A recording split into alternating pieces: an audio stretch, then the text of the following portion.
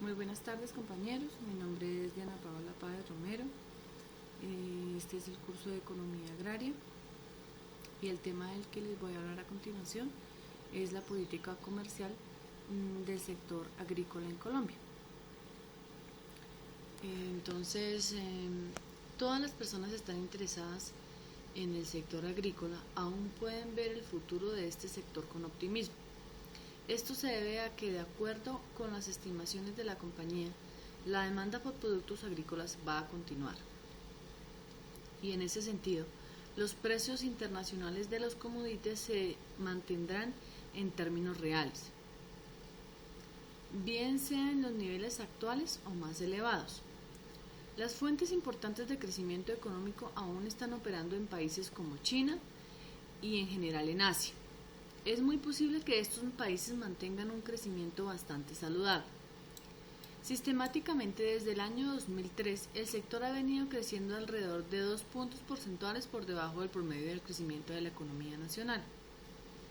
En cuanto al comercio exterior, ha disminuido la participación del sector agropecuario en el valor de las exportaciones totales, mientras que el petróleo y el carbón han sido más dinámicos. De otro lado, si bien el sector agropecuario mantiene una balanza comercial positiva, esta balanza ha tendido a reducirse durante la última década, ya que las importaciones han venido creciendo a un ritmo acelerado que las importaciones. En un comienzo, gran parte de la diversificación de estas exportaciones se aplicaba por el mercado venezolano, el cual se está abriendo nuevamente. No obstante, esta fuente de diversificación resulta bastante inestable, lo cual hace que haya que pensar en una estrategia de diversificación de mercados más agresiva y ambiciosa. En temas de rendimiento, tonelada hectárea año, en comparaciones mundiales, la caña de azúcar muestra un buen desempeño comparada con otros países competidores como lo son la India y Brasil. Si eso pasa con un producto que está en el Valle del Cauca, en el corazón de la conectividad del país y de las conexiones en infraestructura, el escenario es preocupante cuando se piensa en el desarrollo de la altillanura, que está a 120 kilómetros del principal puerto del país. Por otra parte, Buenaventura tiene problemas severos de rentabilidad, no por el rendimiento como consecuencia de los altos costos de productividad y producción y movilización. Evidentemente esto influye bastante cuando se piensa en producir en Puerto Gaitán para insertar al mercado chino. El café está muy en línea con la productividad mundial, pero está por debajo de Brasil y Vietnam.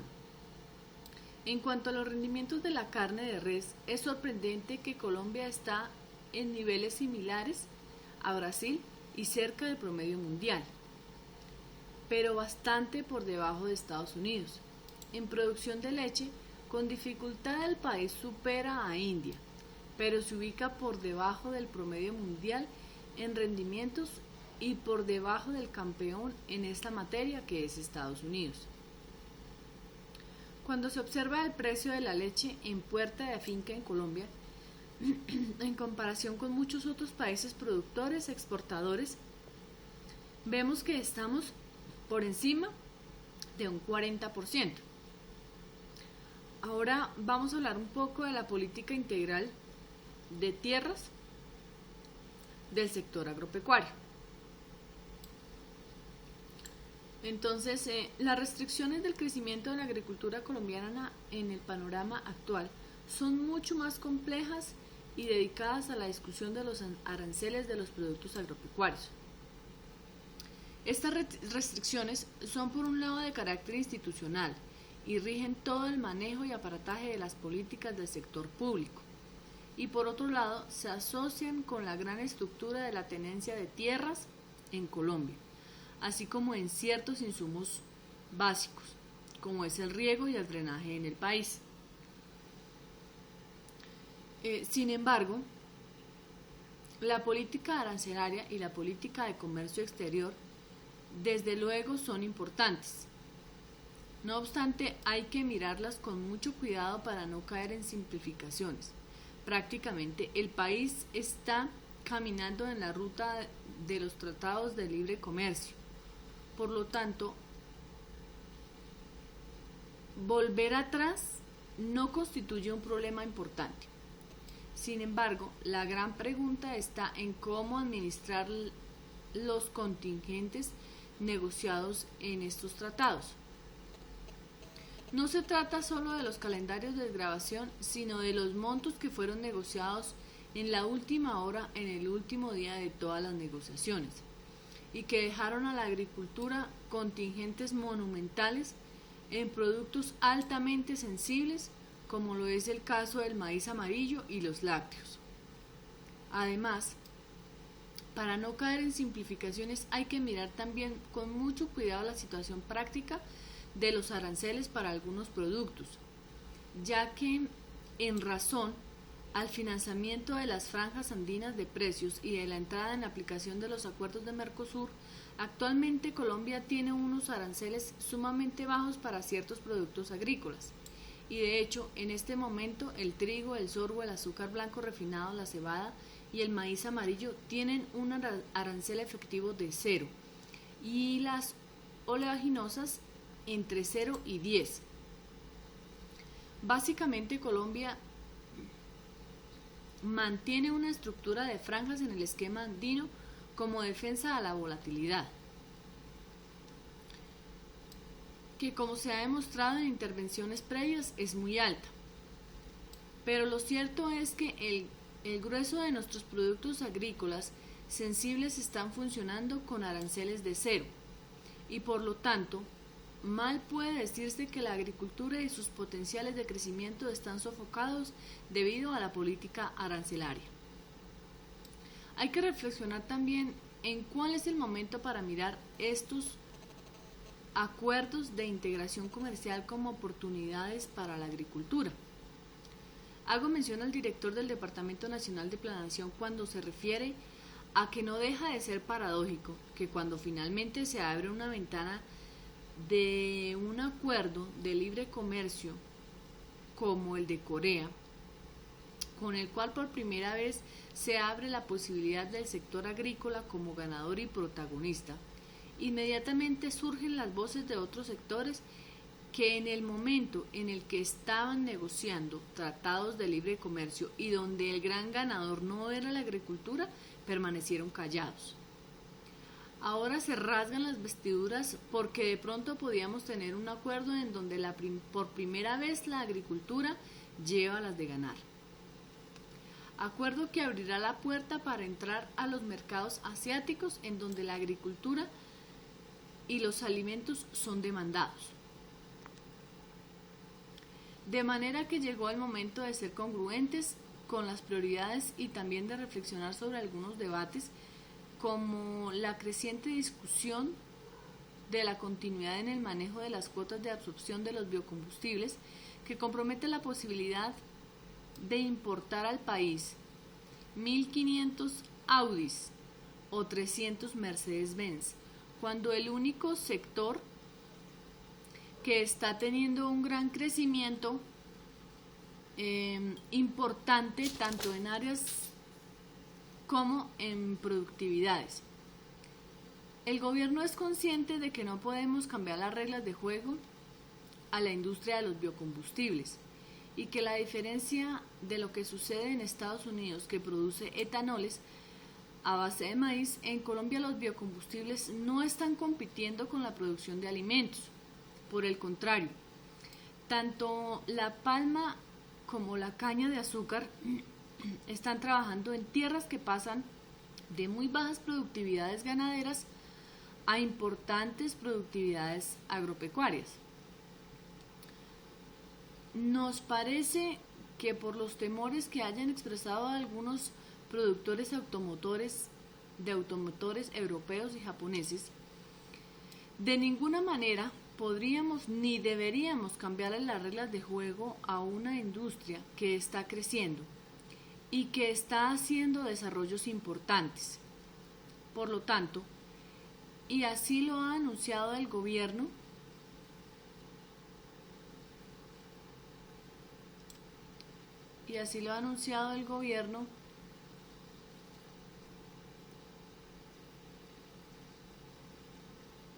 cualquier cambio, si lo hubiere, en las mezclas de absorción de biocombustibles serán estrictamente consensuadas y concertadas entre el sector primario y los usuarios finales.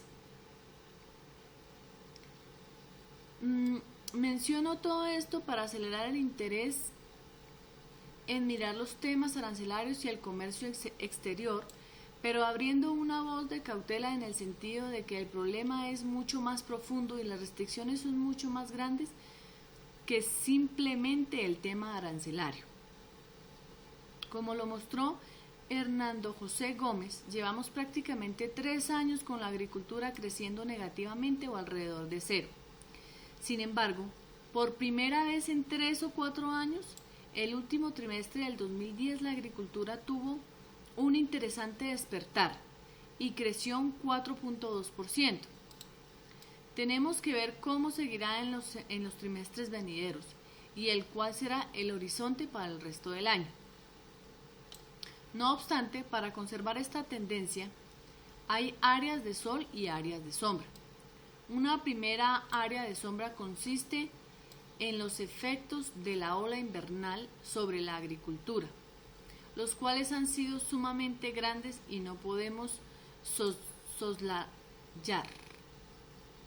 Para citar algunas cifras, según un estudio adelantado recientemente con la colaboración de CEPAL, la ola invernal ha destruido total o parcialmente 13 millones de metros cuadrados de infraestructura asociada a la agricultura y a la ganadería, tales como casas, establos cobertizos, facilidades de riego, entre otros, incluyendo carreteras destruidas o gravemente averiadas. En este momento tenemos un poco más de 1 millón de hectáreas, incluyendo 670.000 que están bajo espejos de agua, y entre 350.000 y 400.000 hectáreas de ladera andina, que están gravemente afectadas por saturación de agua y excesos de humedad, que han generado problemas fitosanitarios en cultivos como el café, el cacao, el banano y las frutas. Adicionalmente, hemos tenido daños muy graves en la población animal, con cerca de 170.000 cabezas de ganado ahogadas, para lo cual se ha tenido que movilizar a tierras secas más de 1 millón de cabezas de ganado, constituyendo un éxodo forzado de animales sin precedentes en la historia del país. En la industria avícola se ha ahogado cerca de 400.000 animales y en general se estima que cerca del 7% del área dedicada a la agricultura en Colombia se ha visto afectada total o parcialmente por este fenómeno. No obstante, nuestros estimativos surgen que a pesar de la ola invernal en primer trimestre del 2011, la agricultura estará creciendo en un orden de 1.5% y al final del año su crecimiento estará entre un 2 y un 4%, que si bien es un rango importante, coincide en el punto medio entre lo que creció en el último trimestre del 2010 y el estimativo para el trimestre del siguiente año. Otra de las problemáticas que se genera en este sector es la comercialización de los productos. A pesar de que las grandes cadenas de supermercados y los expendios especializados han comenzado a entenderse directamente con los agricultores para el suministro de algunos productos, este sistema cubre apenas algunos alimentos, en tanto que los demás siguen requiriendo de diversos intermediarios, entre acopiadores, seleccionadores y distribuidores al por mayor, que son los que finalmente firman los contratos de abastecimiento con los supermercados.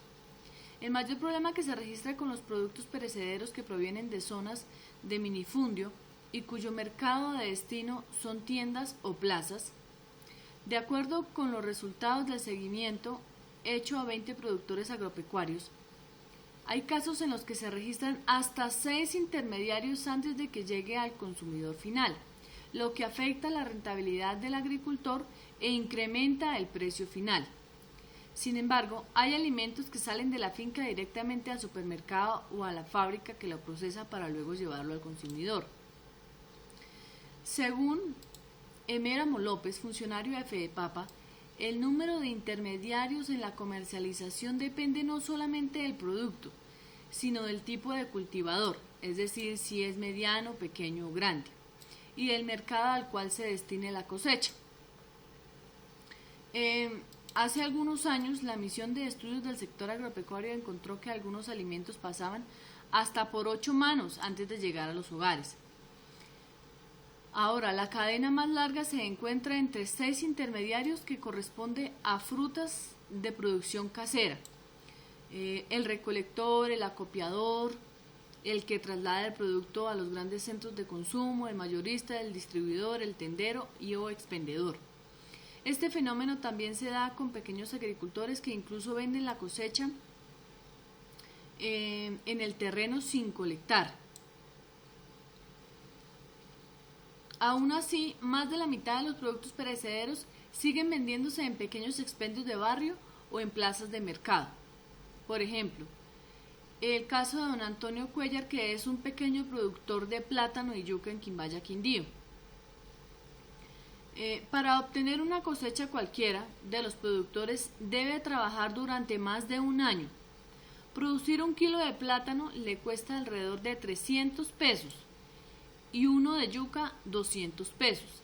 Sin embargo, al momento de vender esos alimentos se los pagan a 300, 400 pesos kilo de plátano y a 250 yuca. A precios recientes. En el primer producto obtiene una ganancia de 100 pesos por kilo, en tanto que en el segundo solo alcanza un margen de 50 pesos. En Bogotá los consumidores pagan 1.400 pesos por el kilo de plátano y un precio similar por la yuca, es decir, hasta 5 veces más de lo que recibió el campesino, quien trabajó durante más de un año y expuso su capital al sol y al agua para luego recoger su cosecha y obtener una utilidad de 10 o en el mejor de los casos el 20%. Esta rentabilidad solo se logra en épocas como la actual, en la que los precios de dichos productos están altos debido al invierno y a que no hay temporada de cosecha. Por lo general, la utilidad promedio del agro no supera el 3 o el 4%, incluso hay épocas en que se trabaja a pérdida. Otro gran problema de los pequeños productores es la infraestructura vial que posee nuestro país, que muchas veces nuestros campesinos prefieren perder sus cosechas antes de llevarlas al mercado, porque primero, lo que hablaba hace un momento, la infraestructura vial está en muy mal estado, y segundo, los productos tienden a ser sumamente baratos por el tema de los intermediarios que afecta en gran medida los productores. Otro tema es que las importaciones han hecho que nuestra producción interna se vea afectada. ¿Por qué? Porque muchas de las producciones que vienen importadas vienen con subsidiadas, y nosotros en vez de subsidios son impuestos. Entonces así es muy difícil competir contra una producción importada. Además que nuestro producto interno no tiene ninguna garantía y son muchísimo más caros debido a lo que mencioné hace un momento: la infraestructura, los insumos y muchas otras cosas. Muchas gracias a todos. Esta es mi presentación del tema anteriormente mencionado. Gracias.